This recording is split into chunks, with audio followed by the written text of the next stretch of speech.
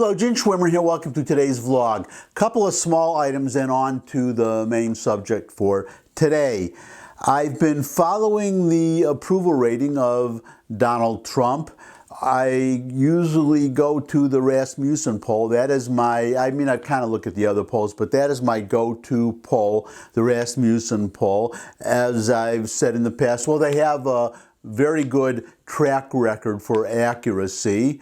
Even when the other polls disagree, Rasmussen has turned out to be right. So that's one reason, but also they only do likely voters. They do a 3-day moving average, and they use a mechanical voice to ask the question. So you can't be, or a respondent cannot be influenced by the tone of the person or of a human being asking the questions, because it's not a human being, it's a machine. I've been a little frustrated. Oh, full disclosure, if you don't know already from these vlogs, or this is your first time, I'm a conservative. I support Donald Trump. We'll be voting for him in November, so you should keep that in mind as you listen to whatever I have to say.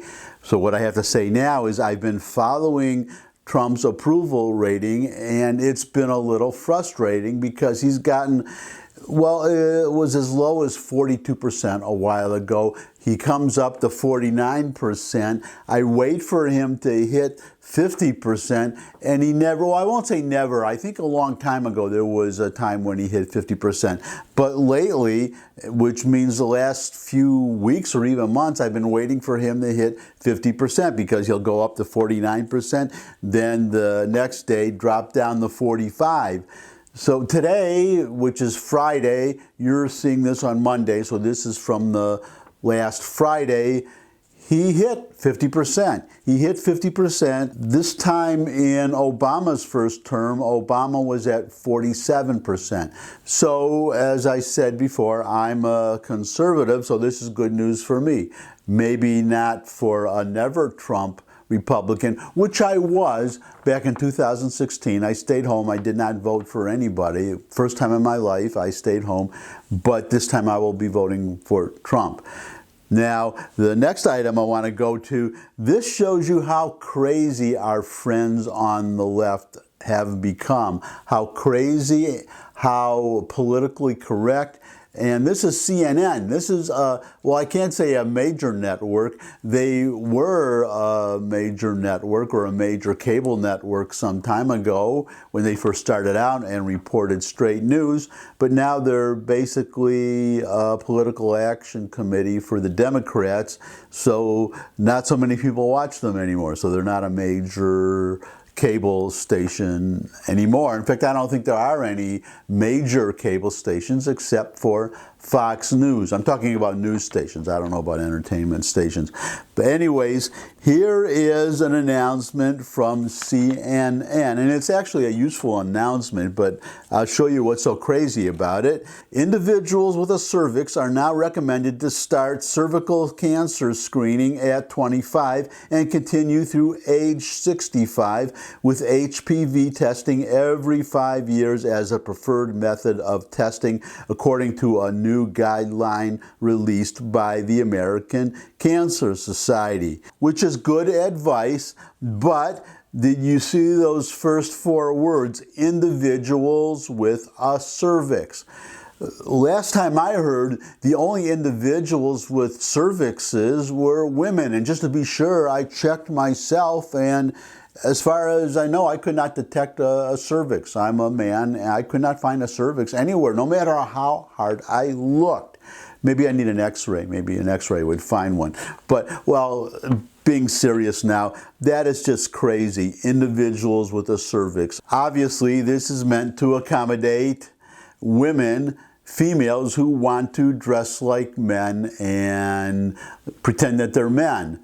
So they say individuals with a cervix instead of just saying women.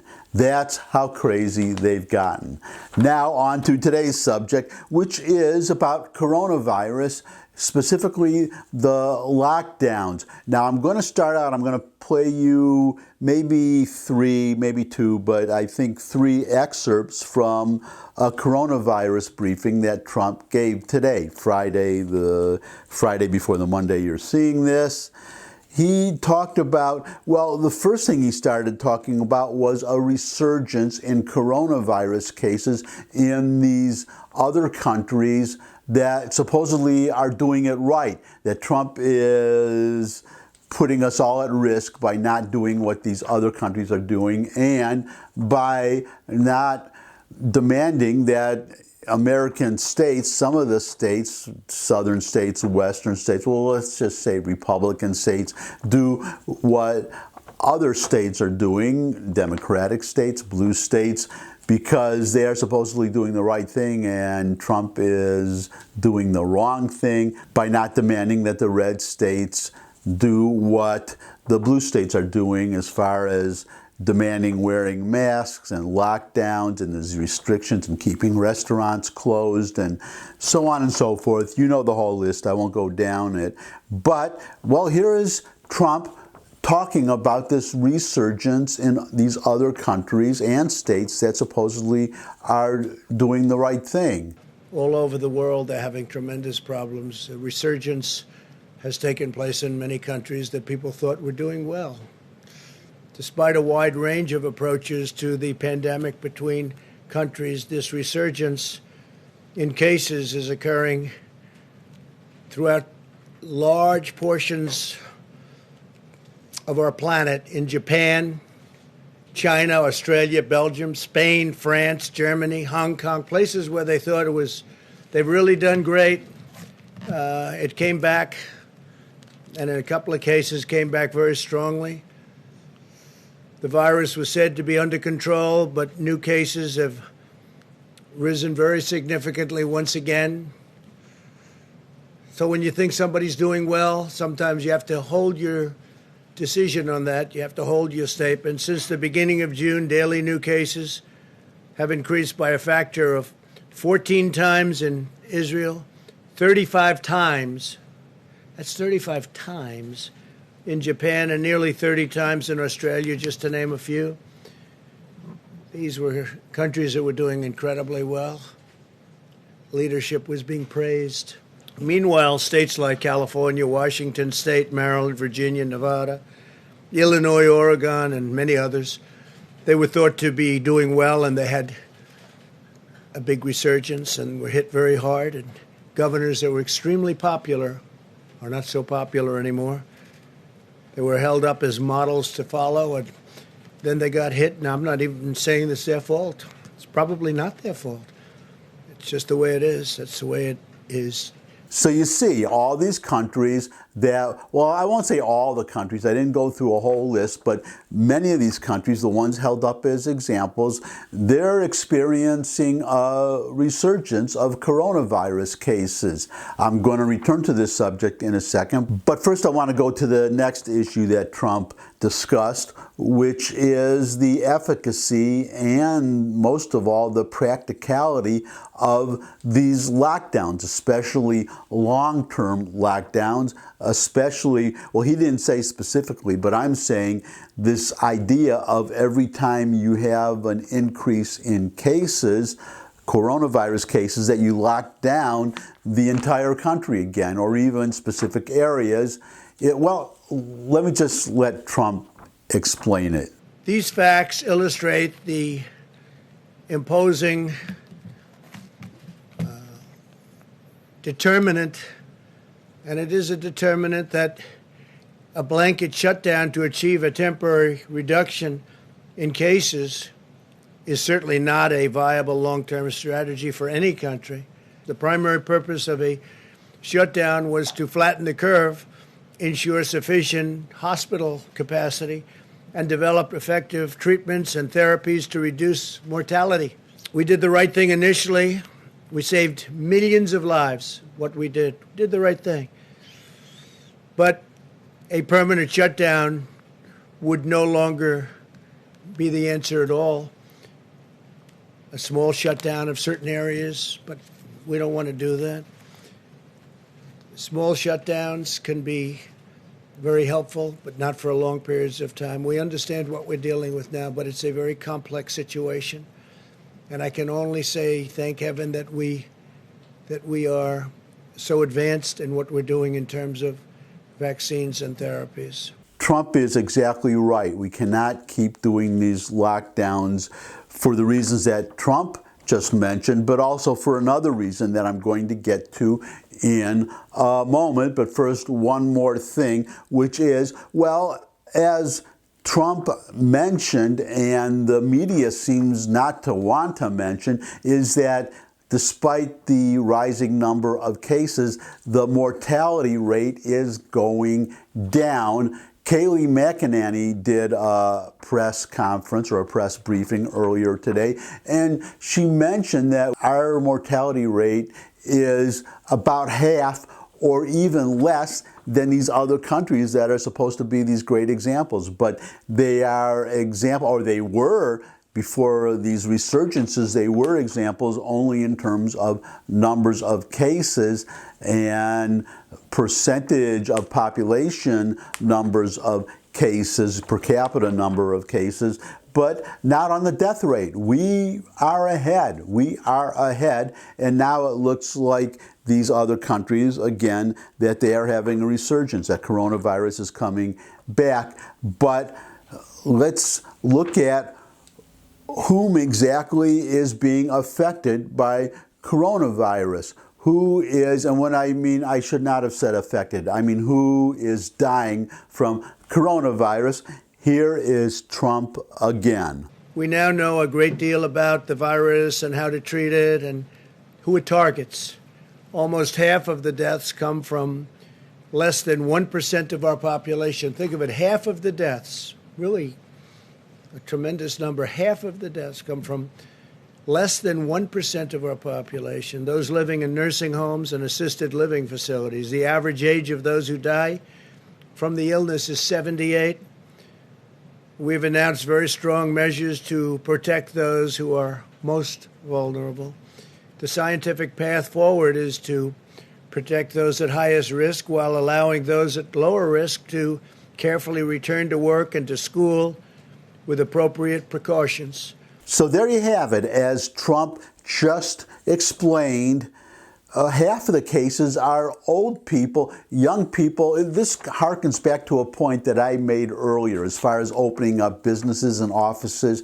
I can't really say about businesses, about, say, restaurants. Everybody goes to restaurants, but if you're talking about an office, if you're talking about people going back to work, these people who are mostly affected, they're people such as myself, older people who are retired, who are not in any case going to work every day. So the shutdown is, they're not practical and they're not really useful and they're not really needed when you look at the number of people who are being affected and especially who is dying from coronavirus. But there is another reason, which I'm going to get to right now, and this comes right from the CDC. Here is the headline. Head of CDC admits lockdown killing way more Americans than COVID, urges masks. When will these people be held accountable for the carnage they've caused? And this is one example of what the head of the CDC is admitting.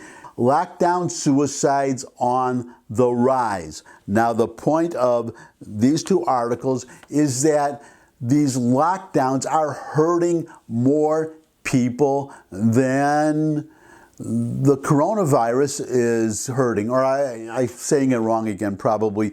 The lockdowns are killing